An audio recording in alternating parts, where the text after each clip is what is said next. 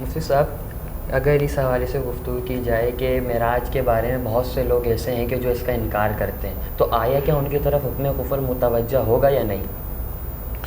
دیکھیے، معراج کو ماننا یا اس کا انکار کرنا، اس حوالے سے بنیادی عقیدہ پیش نظر رہنا یا سمجھنا بڑا ضروری ہے۔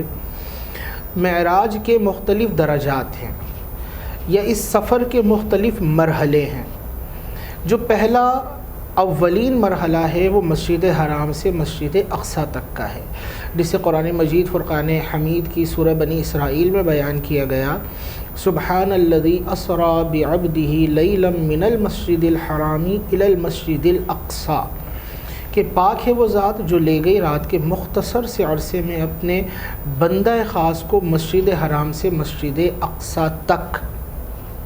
تو رات کے معمولی سے لمحے میں مسجد حرام سے مسجد اقصیٰ تک کا سفر اللہ فرما رہا ہے، یہ ہم نے اپنے حبیب کو کروایا، اور قرآن کی نص قطعی اس پر شاہد ہے۔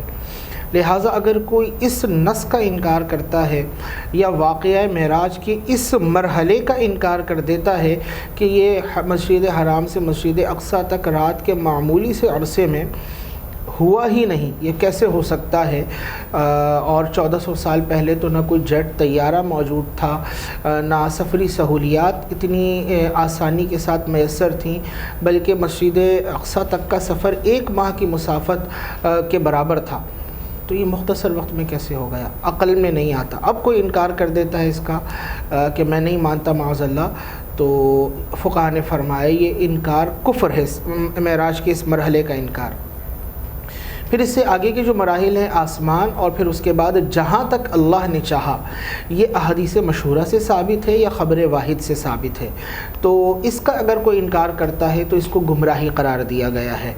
تو بہرحال معراج کے سفر کی یہ ابتدا مسجد حرام سے جو مسجد اقصیٰ تک ہو رہی ہے، معمولی سے وقت میں جب یہ ممکن ہے اللہ نے اپنے حبیب کو یہ سفر کروایا، تو اس سے آگے کا جو سفر ہے جس کو عقل نہیں مانتی کہ کیسے ہوا، وہ بھی بالکل ممکن ہے کہ سفر کرنے والی ذات اس کے عبد خاص کی ہے اور سفر کروانے والا رب العزت ہے۔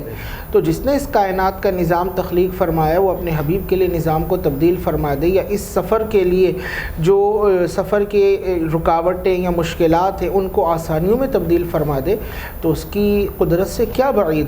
وہ جس طرح چاہے اس کائنات کا نظام چلائے، وہ مالک و مختار ہے۔